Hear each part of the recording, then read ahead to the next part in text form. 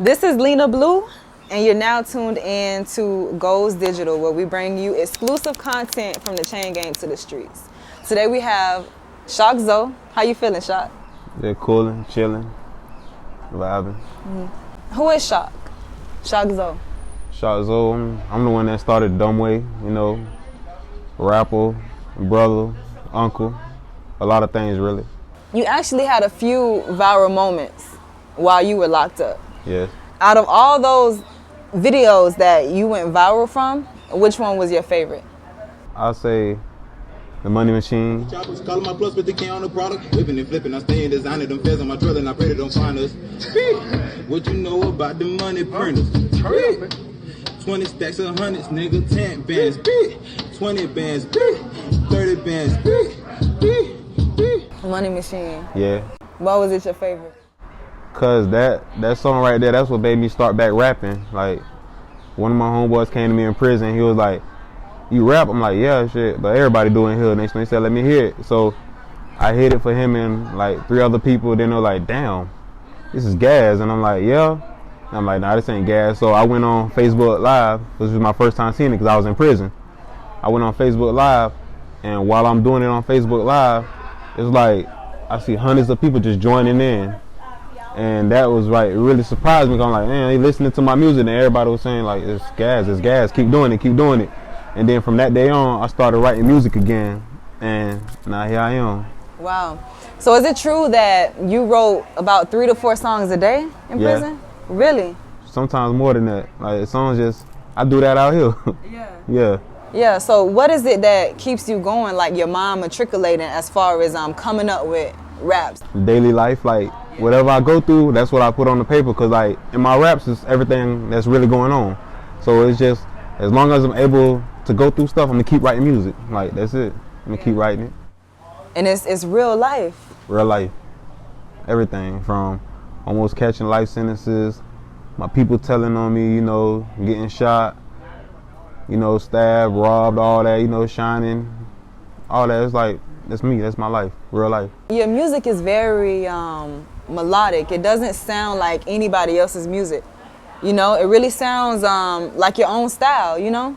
And so that's what makes you stand out for me. It took me a long time to do that, because like, Really? I used to catch myself sounding like other people. Yeah. And I used to sit there and be like, nah, I can't do that. Like, let me try to find my own. It took me my whole time in prison, really, it took me to find my own sound. But I did it. What type of pressure, what type of force or energy did that take to like really realize yourself and appreciate your own sound? Oh, it took a lot. Like, I'm still learning to appreciate myself right now, but it took a lot to get where I'm at. A lot. Right.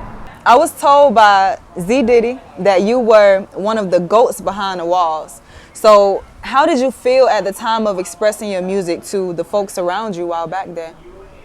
At first, I thought like everybody was cool with my music, cause you know, I had an intimidating stature in prison. Like, you know, I was a high ranking gang member, so I'm like, you know, people just trying to get cool with me, so I don't do nothing to them. But then I seen like every camp I started going to, it was the same effect. Even as far as the correctional officers coming, like, we seen your video on Instagram, on Facebook going viral, like, next time let me be in it, let me walk by in it or something like that. I'm like, oh, it's real. It's real. Wow. So did you get in trouble for that eventually? Yeah, it was a situation with me, Z Diddy, and like 20 other of our brothers got picked up because one of my videos. Yeah. Yeah, they had us in the box for forever. That's maximum lockdown. They had us in lockdown forever. Then they finally let us out. What is forever? How long is forever? I'll say like 200 something days What? in the box, yeah. Under investigation. So the difference, So the difference, what are they actually doing while they're investigating? They really don't do it. They just really trying to keep you off the pound so it can look like they're doing something, but they really don't do nothing. They just trap you back there, put you through hell so you don't want to go back there again. Yeah. So the difference between being in a box and just being like amongst the population, like what's the main difference? Oh, the difference is when you're in a box, you're locked in a room all day and you're not around nobody. So you basically in a room by yourself, like quiet, dark, everything. On the pound is, I could be around a whole bunch of other people, communicate. I could walk out the room, dorms and stuff, go everywhere, go to canteen, eat when I want.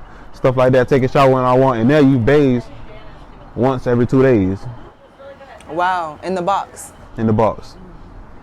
Yep. Damn. So did they like move you in a way, whether it's negative or positive? That's where I made my best music at, in the box. Really? Yeah. Cause Why? that like Why? that brought out emotion in me. Just being, I'm already by myself in prison, but being in the box make you really realize that, dang, I'm all alone. So that emotion right there, like of being like truly being alone, that emotion right there, I think that'll bring out something in anybody. Like just truly being alone, like not being able to get to nobody. Yeah. That's you. That's when you finally get to interact with you. Find yourself. That's very interesting. So the music that you wrote in prison, did you record those yet? I know you wrote a lot. I didn't record none of them yet, but really, I'm really trying to save them because those got substance. I don't want to just drop anything on mixtapes. I want to, when my stats get higher, I'm start dropping them on albums, because I really sat there and thought about that. That's not just something I could just throw out there. I want to put it on albums. Like, I don't want to waste that. Right. Yeah. So does having a cell phone in the chain gang increase the chances of you becoming successful? In the chain gang, yeah. Yeah. You can become a millionaire with a phone in the chain gang. Wow. Yeah. I done seen a couple of them. Yeah, that phone is dead serious in the chain gang. When you got that, it's basically like you got P. Diddy in your hands, DJ Khaled, you got in the world, really. Yeah. The phone. But damn, like it seemed like people like on the outside, I don't know, maybe we just take it for granted, but people like you, it's just like, okay, I got this opportunity, so let me take advantage of it. That's what it sounds like, you know, with the cell phone that you have. Of course. Top 5 rappers from the chain gang. You know, I gotta go with my boy Boosie Boo, because he really went through it. He really went through, like, everything I'm rapping about, he went through it. I feel like he was rapping about me. Like, everything. He made it out the system, he got out their hands. Yeah, Boosie Boo won. You know, I gotta go with my dog Z Diddy. He got a way of delivering words that a lot of people can't do it in. Yeah, so, like, he an articulate rapper. Mac No Limit. Mac No Limit. Yeah. You ever listen to him? That's a good dude to listen to. Poetic. I love Soulja Slim. But I'll top it off with Nas. With Nas. Yeah. Most craziest thing you've ever seen in prison? I seen somebody get a broomstick stuck up their ass. Oh my gosh. It was a gang fight, and they caught. It was like a 5-on-1, really, like, because the other brothers left, and they were stabbing the dude, and the dude said hold him down, and they bent him over and stuck the broom in his backside of his ass. Yeah. So what kind of like treatment do they have to go through? Like I don't know how like doctors work in there, but like what happened after that? What was the result? Oh, they take you. Basically, they got 2 sides of the box. They got the protective custody side, and they got the punishment side. So they'll take you to see some doctors first, probably outside medical to the hospital. Then they'll bring you back to the box, and then 9 times out of 10, you can come back, but most people don't come back. They try to go to a new camp. Wow. All right. So every day we watch people die in the hands of police. Is there a difference between them killing us and us killing each other? Man, yeah, it's a difference, but if you ask me, the blacks is doing it worse than the police, if you ask me. Like, don't get me wrong, it's always wrong for somebody that's supposed to protect us to kill us. Like, that's crazy, point blank period. The other day, I just got into an incident like that. Well, police, I was walking around in my own neighborhood, and the police literally ran up on me and pulled out a gun, and he was like, "Are you supposed to be here?" I looked at him and started laughing. I'm like, "Am I supposed to be here?" I said, "What you think, I'm just walking around for fun?" So I walked away. Then he pulled the car on the curb in front of me and jumped out the car again and held a gun in my face. Like, my girl came outside and seen it, and I'm like, that's what really, I think, saved me, because I wasn't gonna lay down and be like, "Oh, I know I'm supposed to be here. Like, I don't never see you here. You just riding through." So after that, it's like, it's a 50-50 situation. You can either get killed by a black dude, you can either get killed by a trigger-happy racist cop. What do you think that was? Because, like, from what I see there, what it sounds like is him trying to display authority, his authority? I think that was like racial profiling. He see, you know, in my neighborhood, they don't got a lot of black people in there. So he see me walking around early in the morning, 'cause I just walked from the trash can. Now I'm on the phone. He really didn't have no right to pull out no gun on me. Like, he just pulled it out. And it's like, who do you go to, like, when this happens? You know what I'm saying? Yeah. But wow. Really, how does that make you feel, though? That make me feel violent.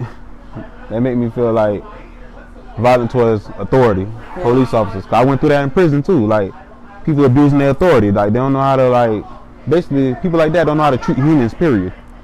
So that made me feel like real violent, like made me want to regress. But luckily for me, I grew past that. Like, I just walked away. Is serving time a part of rehabilitation? I say, I don't know, cause I see some people got 270 years, and if you ask me, that's not rehabilitation. That's like trapping somebody away for life. People with life sentence, that's not like, it don't take a lifetime for rehabilitation. If y'all say that's like rehabilitation is to come back into the community. But if you got life, 270 years, 99 years, 50 years, 60 years, what is that like? What you getting ready for again? Nothing. You go in there 20 years old, you get out 50, you do 50 years, you get out, that's you 70 years old. There's no more life to live. No more. So, all right. So here's an insert from a article from crimemuseum.org. Unfortunately, research has consistently shown that time spent in prison does not successfully rehabilitate most inmates, and the majority of criminals return to a life of crime almost immediately. Why is this? Shit, they don't teach you nothing in prison. They don't teach you nothing in prison. What they do, there's only one thing they teach you in prison. And I'm going to tell you who's really teaching. Criminals are teaching criminals in prison. Say I go in there as a petty theft person. I sit around people that murderers, robbers, home invaders, kidnappers, and then just sitting there listening to their stories, you know, it's a form of me learning. So now I'm learning everything they're doing, and they telling me what they did wrong. So a curious person that never had nothing to do in their life except for crime, that's what pays them. Crime pays them. What else would they do? I done learned how to do this the right way, and I learned how they messed up. I'm gonna go try it too. And it's hard, like, not to mention, it's hard to get a job. Like, nobody want to go from. Before I went to prison, I was making such and such a day, going to a restaurant now. Well, I made this. Nah, I can't provide like that. That's real hard, especially like the people that people finishing school that never been to prison go through that. Like, what I'm gonna go through? Like, nah. Is there anyone behind the walls that you would like to see free today? Yeah, I like to see Z Diddy free, man. This is $1 million project. I know if he was here right now, it'd turn into $1 billion project. You feel me? Just because it's mine. He got that ability, like, to outthink anything. When I say anything, I mean computers and everything. Like, he's a multi-thinker. Like, he's incredible, man. That dude, like, he the rawest I ever seen, especially at marketing. Especially from the limited resources we had in prison. He's the GOAT with that. He's the GOAT marketing. Like, I give him that all day. I want to see Z Diddy here right now. Like, I want him out. That's what I want out here. That's incredible. Anybody else? I want to see Zoe out. He's well connected into in prison, but he do a lot of business ideas too. He used to link up with Z Diddy. All of us was in prison together. You know. Oh, there's a lot of us in prison. You know, what's the one rapper name? Whoop. You served time with him, right? Yeah, that's my roommate. Tell me about that. Oh, that's the coolest dude in America. That's a cool dude. Like, you'll think from his music that he'll be a wild dude, but he really humble. That's a good dude to be around. Like, yeah. I was just with him recently. We were just talking about, you know, old days in prison and stuff like that. Yeah. But that's a good dude. I could genuinely say that. Mind his business. Don't get into trouble. Everything. He just be vibing. He's about his music. Right. Yeah. Any last words? Yeah, man. If you have a dream, chase it. Don't let nobody stop that. Just chase your dream. Like, only thing you can't do is be the next person. You feel me? You can do anything. For real. That's what's up, man. Like, That has been Shock Zoe. Thank you so much for coming through, and You know what? thank you. appreciate you.